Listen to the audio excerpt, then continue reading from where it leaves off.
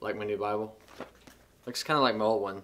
I gave it to one of my spiritual daughters. So check it out. First thing, it's not even highlighted yet, but that's not why we're here. Psalm 24, like it's probably my all-time favorite psalm. And it starts, it's like this whole like tale of creation all sitting there, all put together in like one spot. 24 is like this otherworldly thing. It's like this collision of heaven and earth coming together. So over the years, I've gone through different phases where different aspects of this psalm have really stuck out to me and really been highlighted. Specifically, the part where he says, "Who shall ascend the hill of the Lord? Who shall stand in his holy place? He who has clean hands and a pure heart." Now this passage right here is kind of known for like the catalyst for being the outbreak of that revival in the Hebrides Islands in Scotland in 1949. There was a group of people gathered around. They were crying out for God. They were crying out to see a move of God among the young people. And after the meeting at church that night, they all stayed, and they stayed, and they stayed, and they stayed until 4 a.m. And someone stood aloud and read this psalm. And then the old gentleman stood up and said, "God, are my hands clean? Is my heart pure?" And he fell to his knees. And as he fell to his knees, the awareness of God fell down and began to grip the community. What does that look like?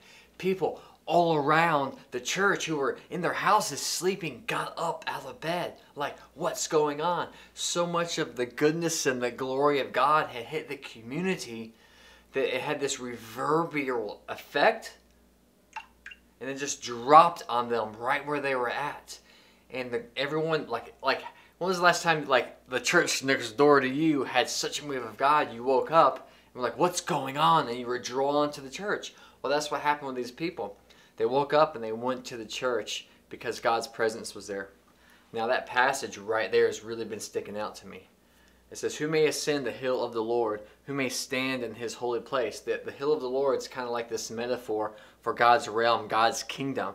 A mountain is a symbol of strength. It has presence, it has power, it has prominence.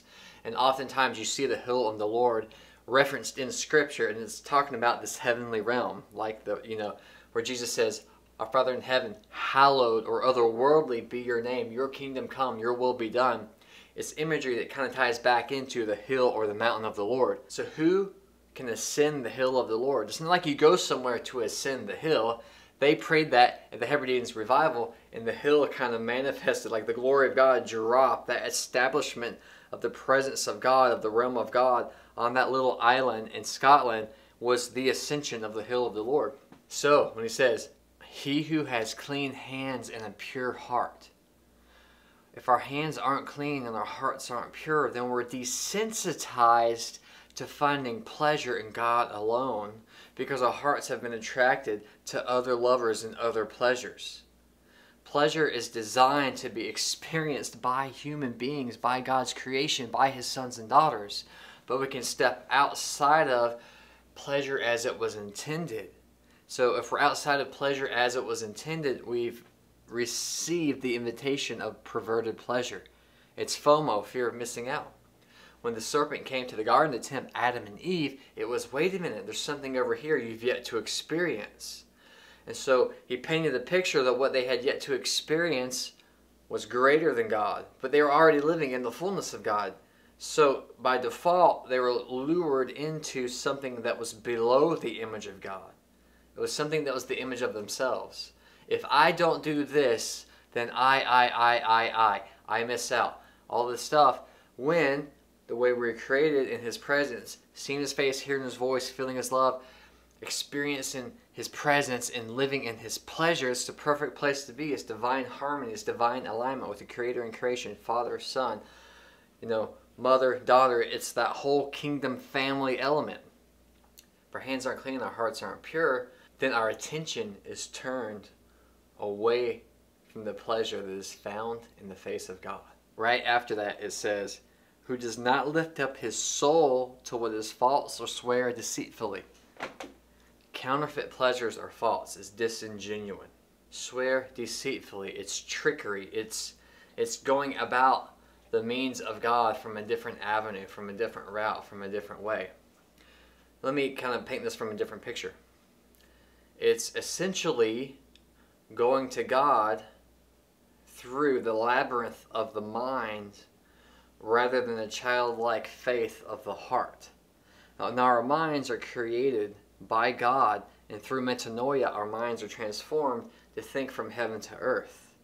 But if we come to God through an earthly construct, there's no way we can ascend the hill of the Lord, because we're thinking like, where's my climbing gear? Like climbing gear, I gotta climb, I gotta hike up the mountain and stuff like that. That's the same thing as saying, okay, I gotta go to God, I gotta repent of my sins, I gotta pray for my family, I gotta do this, I gotta do that. Car payment, house payment. The pressures of the world begin to clog the mind, and it's not a smooth avenue to the throne of grace. It says before you even pray, the Father knows what you need before you even ask. And Jesus on the Sermon on the Mount said, look at the lilies of the field. They neither toil nor sweat. If he takes care of them, that means he can also take care of you.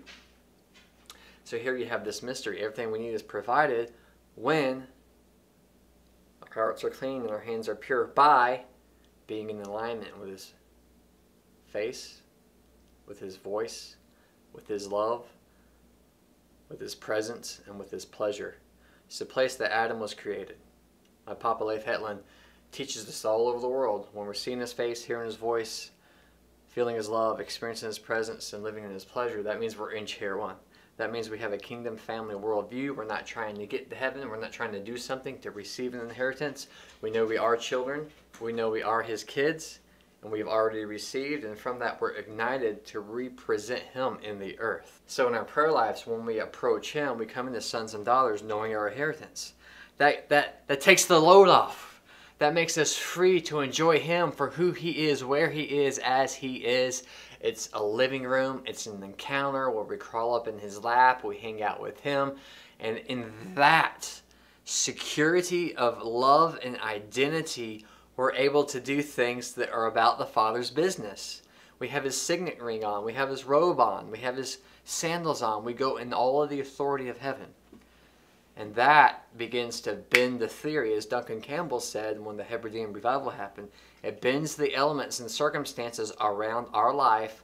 Our physical beings create an atmosphere, a vortex of heaven coming to earth through us and heaven permeating out of us, to where wherever we go and however we interact with different people, places, things, all of the above, etc., begin to feel the effects of his face shining through us, of his voice speaking through us, of his love feeling through us, of his presence emanating around us, and his presence translating through the daily lives we live. And so he goes into, after those few verses, to say, this is the generation that will seek his face, the face of the Lord. This is the generation. And so the seeking the face, I feel like that's a quest to see what they've seen in the secret place be recreated in the earth. His glory already covers the earth. It's the knowledge of his glory that's missing. And we go as sons and daughters as keys to unlock people's perception to the reality that God's already here. And when that begins to happen, they would begin to live their lives in tune and harmony with the Spirit, and then the physical world around them begins to look like heaven's intended design. Psalm 24. Who will ascend the hill of the Lord? Who will stand in this holy place? This is the generation that will seek his face. You're part of that generation. I'm part of that generation. So God, make our hands clean and our hearts pure, not in your eyes, but in our own eyes. May we understand the price that you paid, how we are positionally clean and free. We're seated right next to your hand in heavenly places. May they begin to feel your love and encounter you, removing all the stumbling blocks, all the speed bumps that cloud the way to you, and simply receive you as you are, and let that transformation become itself the ascent to see where they really are, already seated in heavenly places. Psalm 24, one of my favorites. Just want to kind of dive into it with you. Don't forget to like, subscribe, and share. Quick resource I want to tell you guys about. Here's my book called Sky Dream, A Jesus Encounter. Now this entire book, it's only like 45 pages. It's about a dream I had in 2001. The dream was huge, full of revelation. I had this amazing, life-changing encounter with Jesus in this dream. I saw into the very realm of heaven itself with like this golden expanse, and the colors themselves looked like they were alive, and you could, like, if you were to turn your attention even to the glory emanating from his being, it was to be seduced by his goodness, but everything around him, surrounding him, embedded within each one of it, even though it was expanding outward, had like arrows pointing in. This bright, shining, glowing lover king in the center. It was so bright that if you were to kind of casually gaze at his appearance, it would be like just looking at the sun. However, it did not burn your eyes, and if you were to focus on him within the layers of white emanating from his being, you could see his form just vibrating with life, substance, energy, and love. The source of the light, Jesus himself, was hovering in the middle of the sky, shining like a supernova. So when I had this encounter, when I saw him and lit up like a missile, and I flew right through the sky into Jesus himself and exploded. And I saw myself as he sees me, with all the power emanating from him, emanating through me, shining light to a dark world. So this book is available. Check it out. I got a link below. Also, guess what I'm doing? Right now, it's just words on the page. I'm going to take this encounter and do something I just really feel like God wanted me to do. I'm going to turn it into an illustrated book, almost like a comic book. So you'll be able to see this amazing encounter. It's coming soon. Now, in order to complete this project, I will definitely need your help. Or if you want to just order this book and get it as it is in this condition, or there's a donate button below. I got a great friend and former student who's going to do the illustrations for me, but the whole process is going to be an investment on my part. If you'd like to join in with it, here's how you can. Just go below, click on the PayPal, you can donate there, or also below is a link to our website, and you can donate there as well, any amount that you would like. Bless you, thank you, and I look forward to getting this in your hands. Love you guys.